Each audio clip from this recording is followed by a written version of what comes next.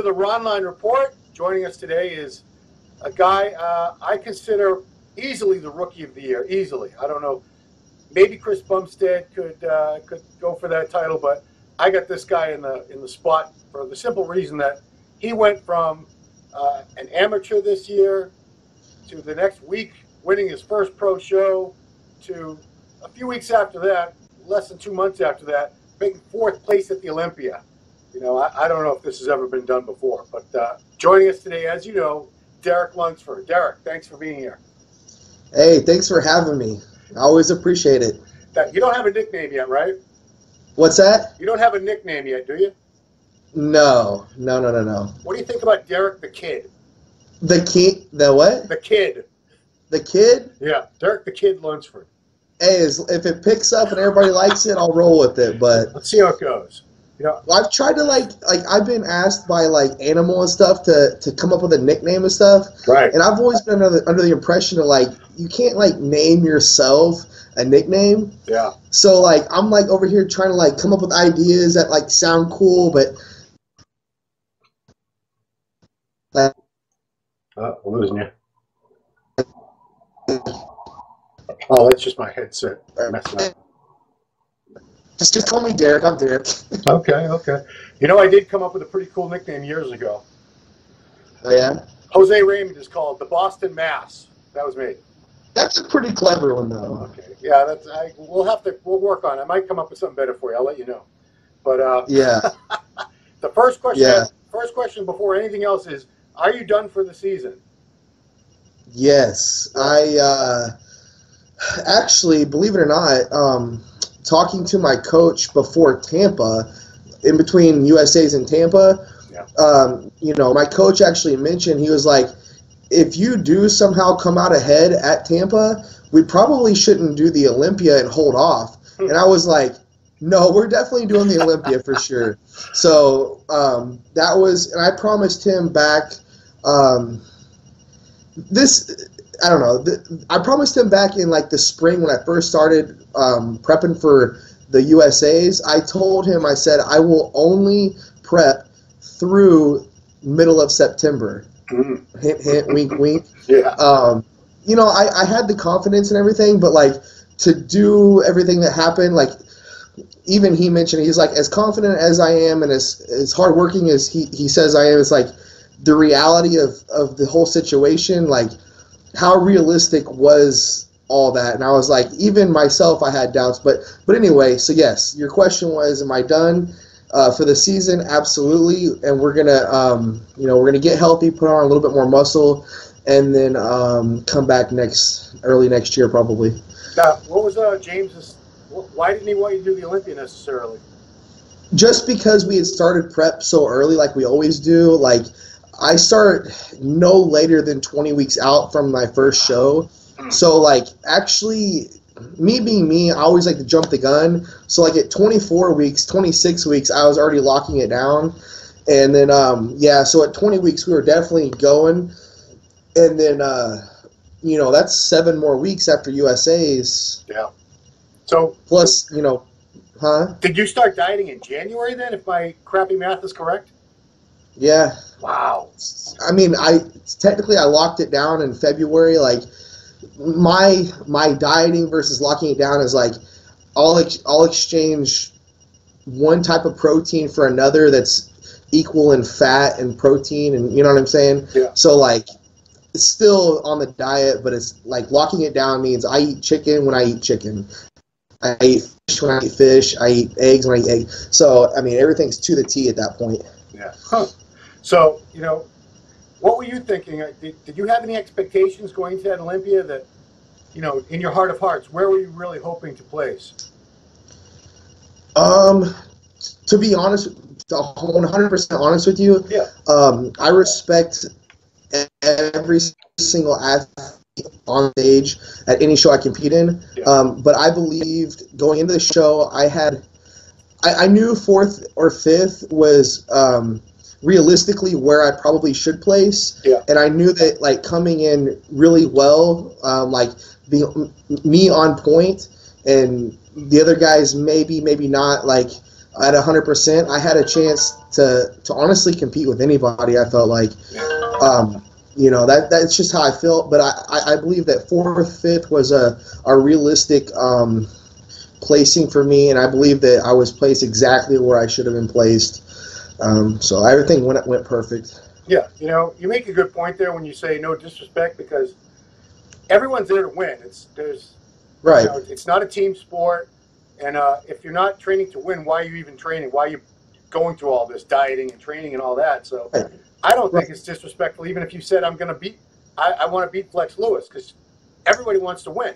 Right, and that's what I told him. I'm like, I told him straight up several times. I said, you know, Flex, I said, I respect you, you know, very greatly. I was like, I think you're the perfect role model, perfect champion. I love seeing him in the driver's seat, you know, besides myself, of course. Yeah. But I was like, I want to, you know, I looked at him in the eye and said, I'm coming at you, you know, with my physique.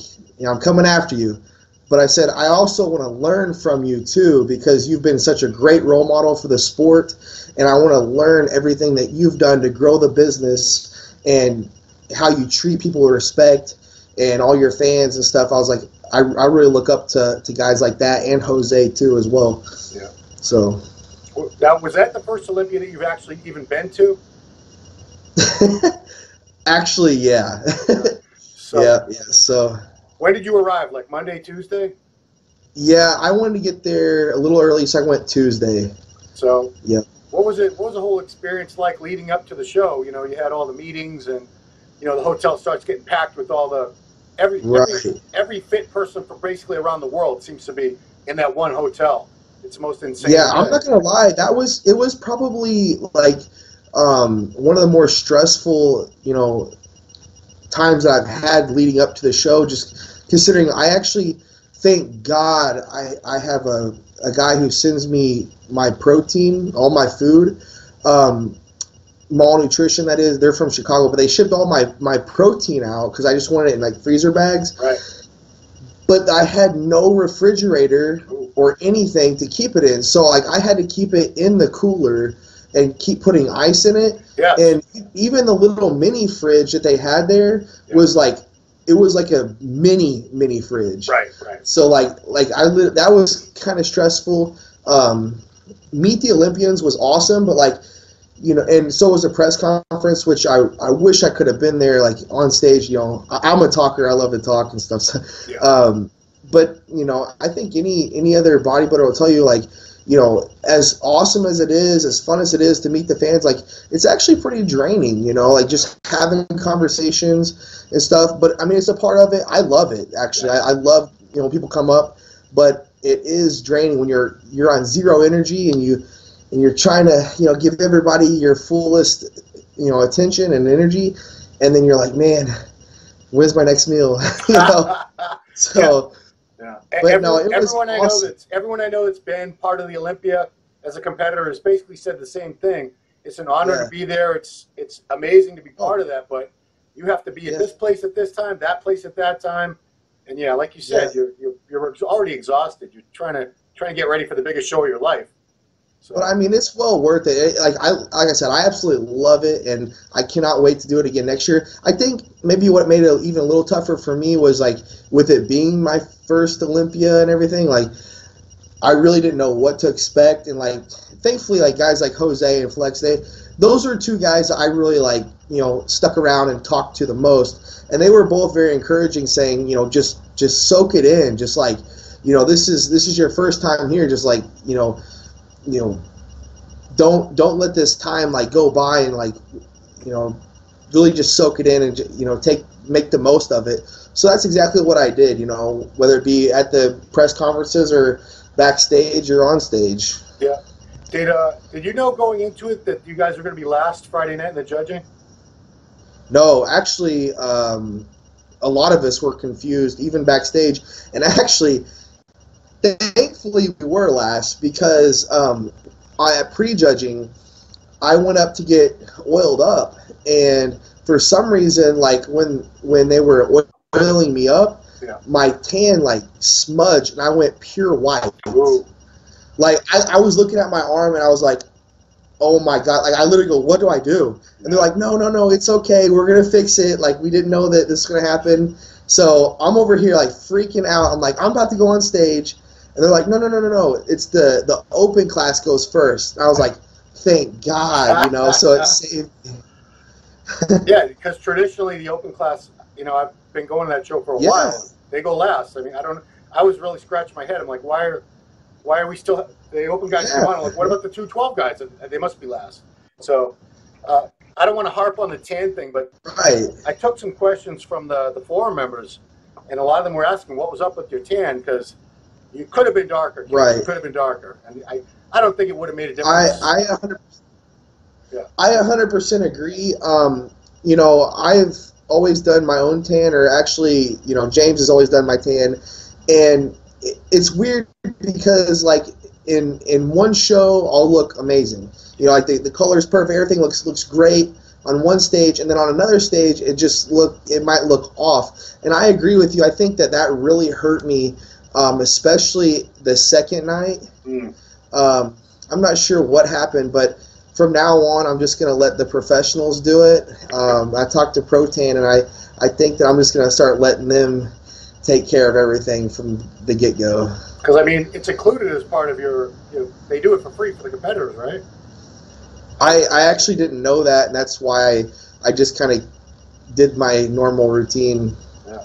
Yeah, let them do it, man. They're good. Carla, if you're out there, hook them up next time. Carla's no. I talked to them, and I'm like we got a thing going now, so we're good. All right, cool. But ProTan, I love the color though. Like really though, it really works well, because I mean that's what Jose used too, and he's used it for many years, and it's a perfect color. I think it was kind of our mess up on that one. Right. Like I said, minor detail, but yeah, I don't know if it would have necessarily put you ahead of Jose or anything, but obviously in the future you want everything to be as perfect as possible. Right. So, guys get out on stage, do your blah blah blah. They line you up. First call out. You're in that first call out. What were you thinking? You had to be pretty pumped when that happened. Oh man, dude, you have no idea. Part of me was confident as always, knowing like, okay, I'm gonna be first call out. But then like I feel like before they called my name, I knew I was going. Yeah. But once I stood out there, I'm like, holy crap! Like I'm top 4. Well, at the time they only had 4 of us out there. I'm like, man, there's 4 of us right now, and I don't know. I just, again, like I said, I was just soaking in every moment. Yeah. Even after the awards were given out, where I was called 5th and Flex was 1st. I remember I just said it over, and if you look at any of the videos, I just kept saying it over and over and over, like under my breath. I was like, kept looking at the crowd. I looked at the trophy, and I just kept saying, I'll remember this moment. Yeah. I'll never forget this moment. I will remember this moment. And not just because it's my first Olympia, but when I look down at that trophy, I want that thing so bad. I want it, man. So I'm more driven now than ever, And again, no disrespect to anybody, because there's a lot of guys that came before me that, have been doing it for many years, who are legends. So for me to jump in and just be like, oh, it's going to be mine, I don't mean any disrespect by it, but I'm telling you what, I'm going to be working my butt off every day, day in, day out, to earn that title, earn that trophy. So. All right, I'm going to get to some questions from the forum members. I'm lazy, and I started a thread, so they would get the questions from me, and I'd have to think them up myself. Awesome. Guy named Mac says, do you see yourself as a future Mr. O winner, and do you want to stay in 212? Good question. Thanks, Mac. Yeah, for now, I'm not trying to get too ahead of myself once again. Right now, my body, is a 212 competitor.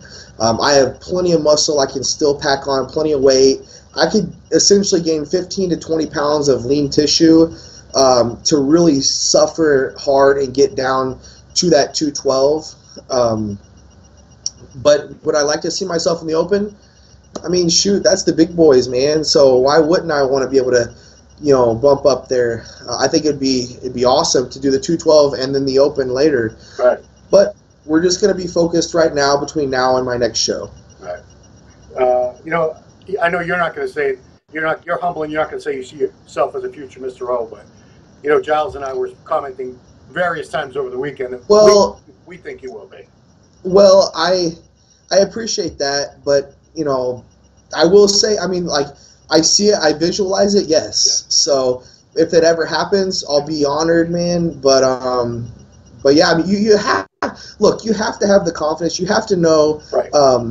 You have to have that vision, but I don't need to be out here speaking on the next big thing. Right. That's not me, and that's not how I go about it, but I do have a vision, I do have a goal, and I do know there's a possibility. Yep. Yeah. Okay. Next one comes from someone named Fabian Gym Food. Not familiar with this guy. He hasn't posted a lot. How does it feel to turn pro, win a pro show, and finish top 5 at the Olympia? So I guess I want to know, you know, you did all this in such a short span of time.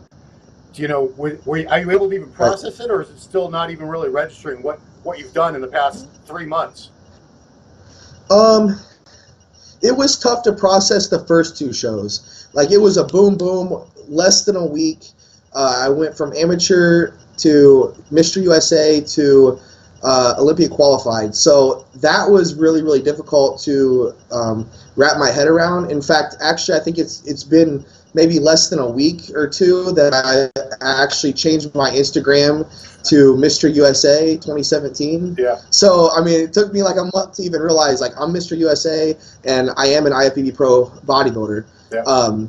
I think it's starting to settle in now. I mean, that the Olympia, everything that happened at the Olympia, I mean, it's exciting, man. It's something I'm never going to forget. So, cool. As far as, like, the realm and everything, like, everything that happened and people saying, like, I don't know if this has ever happened, this could be history and blah, blah, blah. I don't like to speak too much of that because, it makes me sound like, you know, I don't want to be like, I don't know. I'm not even gonna say it. Like, but I'm very proud of what I've done. Yeah. But there's a lot of great bodybuilders, man. So I don't. Good answer. That was the right answer. Same guy wanted to know how often you practice your vacuum. Why did you decide to do it? Yeah, that's actually a really good question. Well, when I transitioned from last year's contest prep to the off season, I started just pounding the food because I couldn't help it. I mean, I was just so hungry that, you know, I lost it mentally, and my stomach started distending really bad, and it was really, like, depressing me, actually. And I would get real bloated, and I would still be hungry, and I'm like, man, I just can't fill myself up. And so finally, you know, James was like, dude, you got to quit this or you're going to ruin everything, man. You're going to blow your stomach out, and you're not going to be a good bodybuilder anymore. So at some point I had to quit doing that, and then I realized, I'm like, man, it's still not, like, going down, even though, like, I'm not eating quite as much, you know. And so I was like, I got to do something. Well, actually, a friend in the gym, he could hit some nasty vacuums in his off season, and I'm like, dude, that's just wicked. Like, I used to be able to do it when I was younger, but now I can't. Like, so it was one of those things where it's like, man, he can do it, I can't do it. I've got to figure out how to do this again. So it was just kind of like another goal that I set for myself.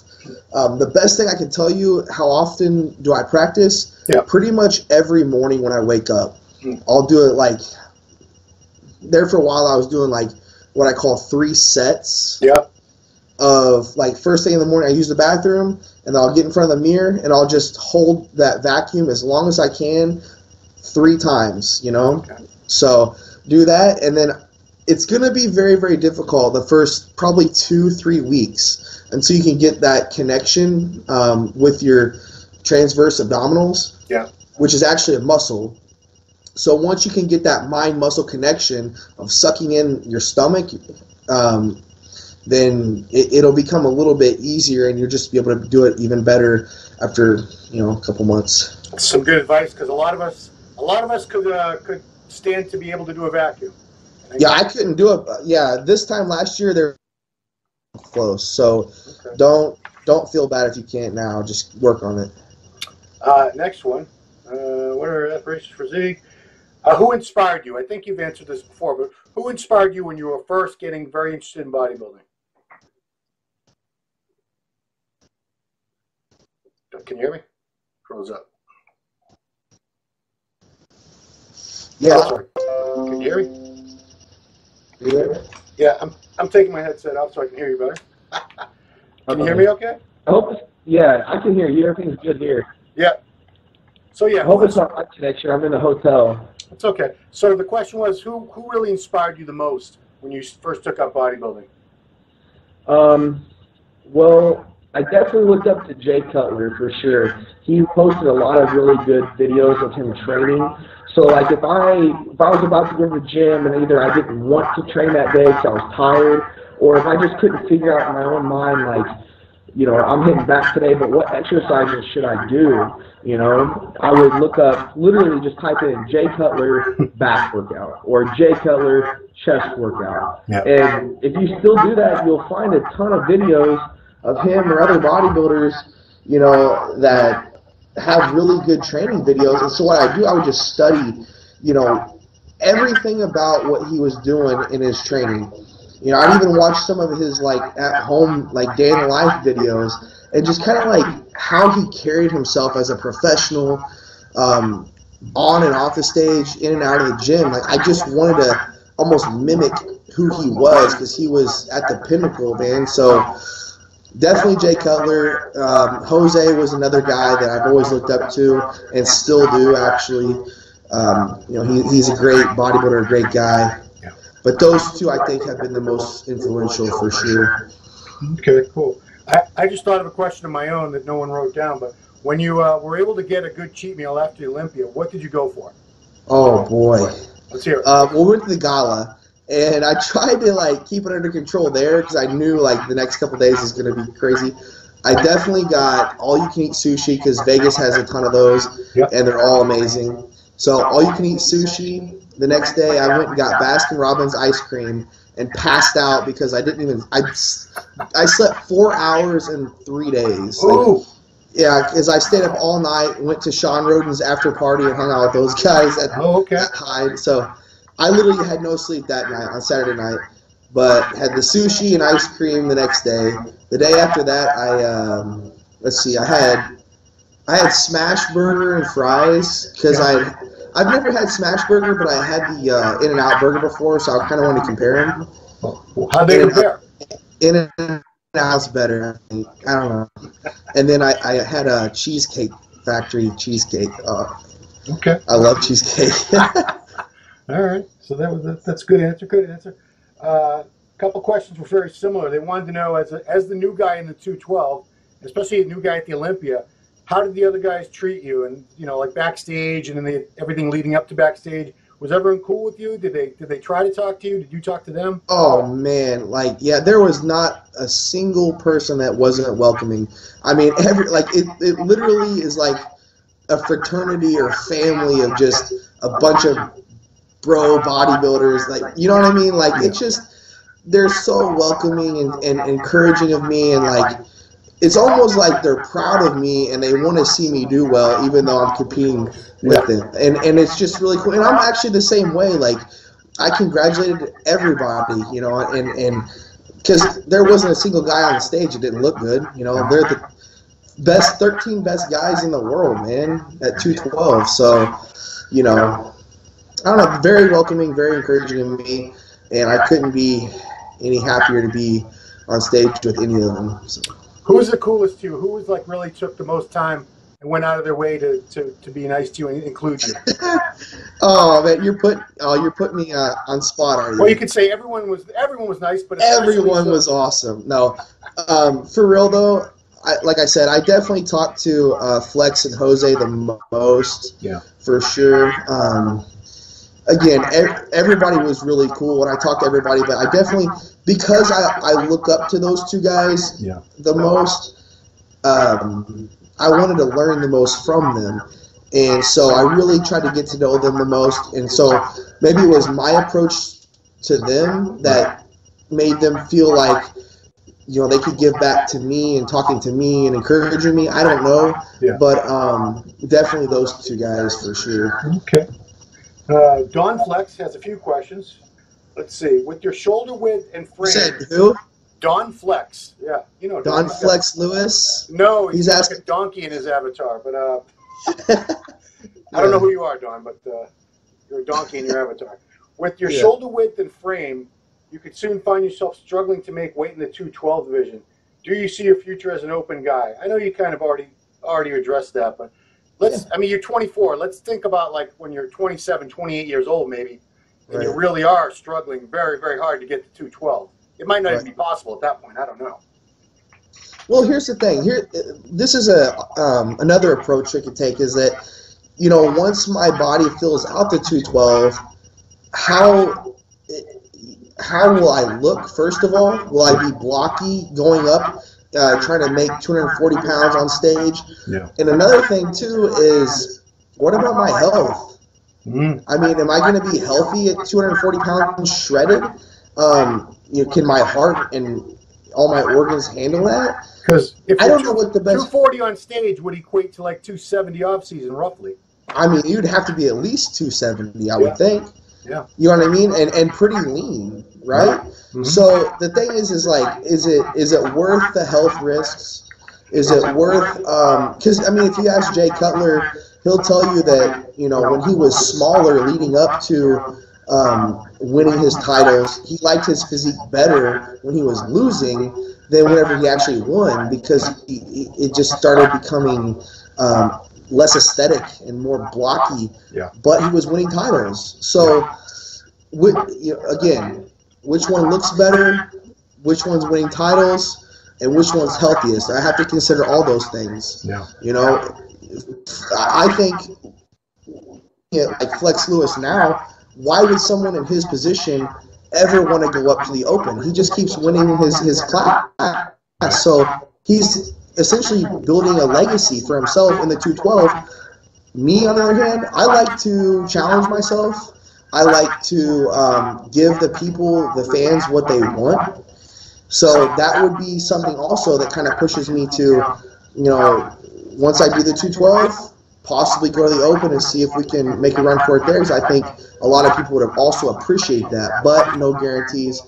Right now, we're just going to take it one step at a time. And, obviously, you're not going to make this prediction, but if I say a couple years from now, the Flex is gone and you're the 212 Olympia champ, why would you want to not keep doing that for as long as you could, rather than, battle whoever's Mr. O at the time, whether it's Phil winning Olympia number 12 or 13 or Rami or whoever might be at that point. Then at the same time, if there is an opportunity for me to be competitive in the Open, you never know. And we're talking way down the road here, but it's fun to think about, I guess. It is.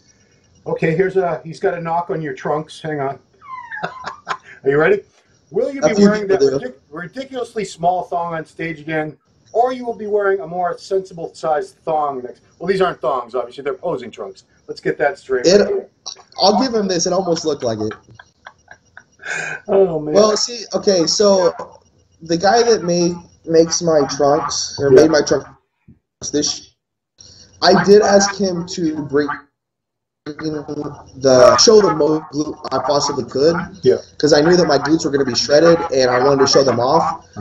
However, I got my posing trunks the night before I left for Vegas. In fact, actually, they got shipped to my mother's house, and she drove 2 hours to bring them to me. Wow.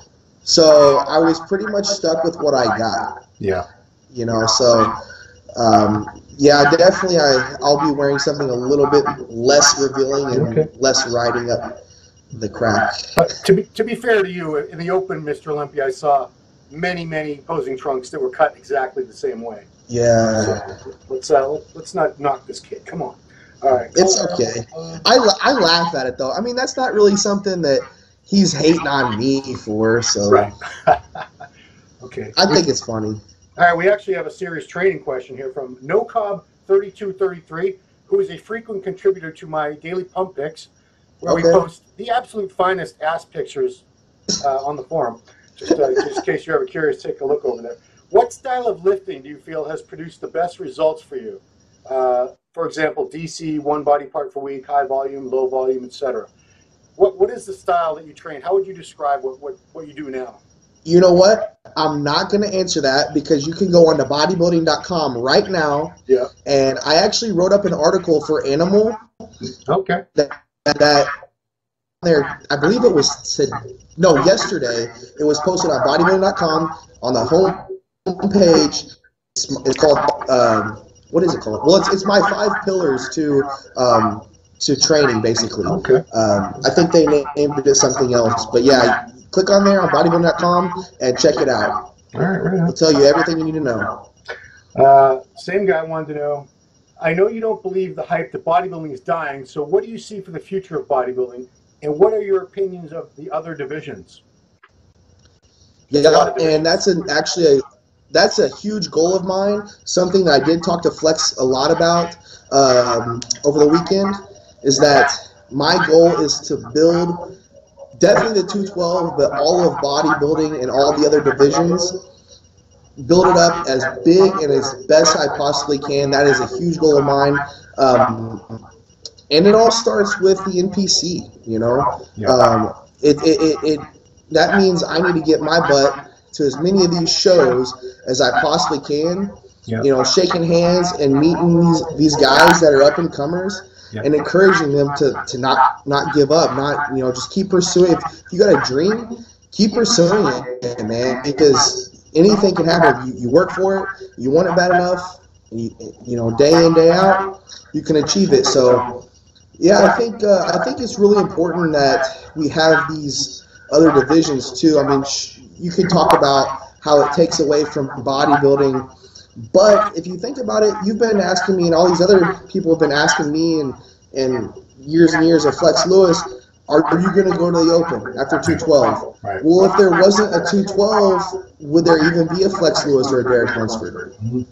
You don't know, right? Right. So there needs to be a stepping stone for these guys. That's kind of why physique was created, if I'm not mistaken. Yeah. Was guys that weren't so big as a bodybuilder could still get on stage. And then now there's kind of an in-between with the classic physique. Yeah. So I think it's important for the industry, the IFBB and the NPC, but also, I mean, it gives all these competitors something to shoot for, and once maybe they fill out their classic physique weight class, they're like, I kind of want to be, a little bit bigger, a little bit more shredded. Okay, well, jump into the bodybuilding. And then you could go into the 212, you see what I'm saying? So there's stepping stones to each division. Right. I think it's very important. But yeah, like I said, it's my job to get my butt at these local shows. Well, and you're with Animal. You're doing work for Animal this week in New Jersey, right? Yeah. So I came straight out here after I got home from Vegas, and today was day 2 of photo shoots. Wow. It's still sticking on my cardio, my diet, and my training. So even though you can't quite tell with my fat face.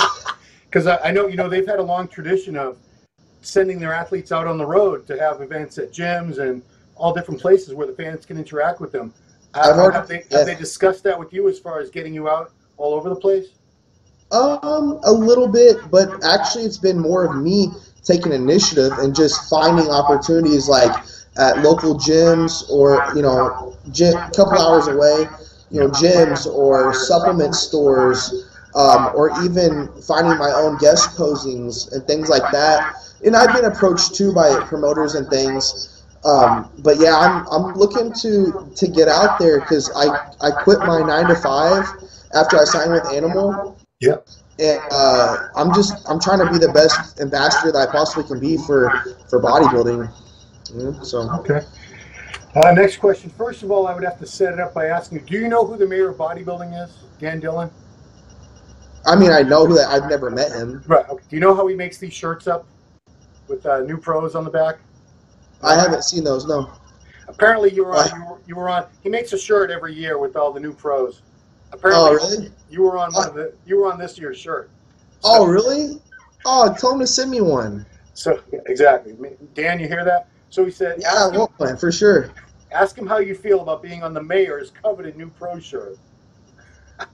I actually didn't know, but I'm excited now, especially if I get one.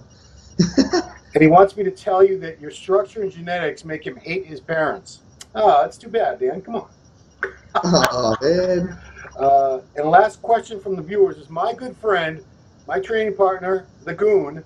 He wants to know, what do you think the Indianapolis Colts' chances are this year? Oh, man, dude. Honestly, I have no idea. I wish I could answer that, but I was just asked this weekend, like, oh, what's your favorite basketball team? Yeah. I was like, I don't know, man. Like, I'm 5'6". I could never play basketball, so I don't even watch it. You know, and football, I've actually never played a day in my life. I'm actually more of a baseball fan, and I'm looking at going to a Cardinals game here soon because the season's about to end. Okay. So I'm a big St. Louis Cardinals fan. Well, don't feel bad. I got a Patriots shirt on. I've never watched more than 2 or 3 football games in my entire life. That's right. I just don't have time, I feel like, you know. It's sad to say, like, oh, you're a bodybuilder, you got plenty of time. But I really, like I don't even have cable or nothing. I don't do anything but bodybuild. It's kind of sad, honestly. No, cable, you waste there's so many shows out there. You'd be wasting a large chunk of your life watching TV these days, trust me. That's true, yeah. So I guess the final question is, you know, where do you go over these next few months? What are your plans? Obviously, you know, you got a good off season finally after basically almost a year of dieting. You got to be. Right. Are you gonna take a little break from training? Are you gonna ease up on the diet for a little bit? What are you gonna do? I'm going to tell you exactly what I'm going to do. Okay. First thing I'm going to do when I get back, I've got to take my girlfriend out to dinner. She deserves it, man. Look, this girl has, if you think about it, I've been on prep, you know, like you said, for about a year. Yeah. And then last year, I competed for even longer. The first show I did was in April, the beginning of April, and the last show I did was end of July. Yeah. So that's basically 3 years of just straight hard dieting. So my girlfriend deserves to be taken out and pampered and treated like she deserves. Well, that's first and foremost. Hold on. Dinner is not going to cut it. You need to take her to like some awesome vacation, like in the Bahamas or something. That's what you need to really do. She keeps telling me to take her on a cruise, so that may or may not happen, depending if she goes back to the Philippines, because that's where her family lives. Okay. Anyway.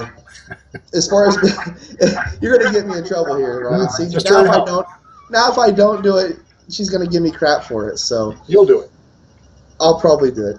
Okay. Anyway, so for bodybuilding, my plan is definitely to you know, stay lean, not try to get too off course, but enjoy some life a little bit, because I want to come back. Like I said, you know, adding another 10 to 15 pounds of lean muscle tissue, and hopefully do a show early next year. You know, I've got a couple shows in mind. I'm not going to mention them at the moment because it all depends on my health. You know, right now I got to get my body back to homeostasis and living healthy, and then we'll be right back into another prep again. So yeah, you know, you know, a lot of guys.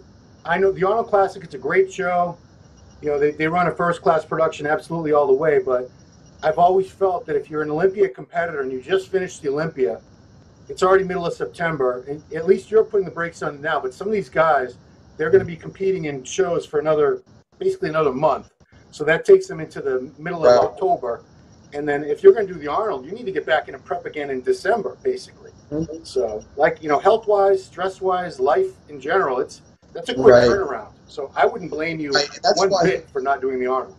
Yeah, that's why we pump the brakes early, because, you know, not just because of doing USAs and then going all the way to Olympia, but if I want to do like the Arnold Classic or a couple other shows that are around that time, then it is going to have to be stop it now, you know, reboot, and then go back into prep again. So, but yeah, you're right. If I extended it out to like the European tour and things like that, then it wouldn't happen. So, right. You know, I got to tell you, for someone who today's my birthday, thank you. You can send your gifts and everything, but happy birthday. Thank you. You're half my age, but let me tell you, you got your shit together. You got your head on straight, and you know, you're thinking of the future, which not many 24-year-olds do. They don't really think more than like you know, the next 3 hours in advance of their life. Thank you. I certainly didn't. So no, I truly appreciate that, man. I really, really do. And I can't take full credit because I would be the same way if it wasn't for the people in my life. And I have to say that the best guidance that I've had for bodybuilding has been my coach, for sure, who he understands that, like, it's not about the here and now. It's going to be about, you know, this time down the road and, you know, the longevity of my career. Yeah. So, I mean, that's kind of why, like he said, like, maybe this year wasn't a good idea to do the Olympia, but I was so sure, like, it would almost be a smack in the face not to do it, and I knew that I could be competitive. But anyway, yeah, I mean, I have to give credit to the people in my life that, you know, give me the best guidance. James, best guidance for bodybuilding, friends and family to keep me humble and grounded and being true to who I am. That's most important, man. So I'm very, very thankful that I just have the right people in my life that help me be the best me. That's it. And that's where I want to turn around and make it my goal and my job to do the same for others, help them be the best they can be. So that's my whole mission with bodybuilding. Cool. Right there. Well, you've had a tremendous year. You're building your fan base, I should say, it's getting bigger and bigger every day, and it's well earned. You know, like, you got the physique and you're a humble guy, and, you know, you really want to be your best, and you don't want to share. You don't want to be selfish with it. You like Flex Lewis and these couple of the other great champions. You want to share this and help other people, which is, you know. Oh man, the sharing, man, I'm telling you, that gives me more joy than anything. When if me accomplishing these things like winning the USAs, let's go back to that was one of the best times of my life because I had so many people there that were supporting me, friends and family. I had like 20 people there that I was able to share the moment with the people that have supported me. And would it have been awesome if I was by myself and won? I mean, sure, you're still winning a great title, but being able to share the moment with others and then giving back to others, trust me, you'll find more joy in that than you do anything. But yeah. Cool. Well, on that note, that's a great note to end it on. You've had a busy, very, very busy past week or so, and you're still got a couple more days of video and photos ahead of you. So I appreciate you taking the time for this. Your fans appreciate it very much. You know, amazing to watch this happen over the. It's been like a movie watching your story since July. It's a cool thing. Well, thank you. Yeah. I wish you nothing but the best, Derek. I really do. Thank you, Ron. It's always a pleasure. Thank you for having me. So for the Ronline Report, it's been Ron Harris with Derek, the kid, Lunsford.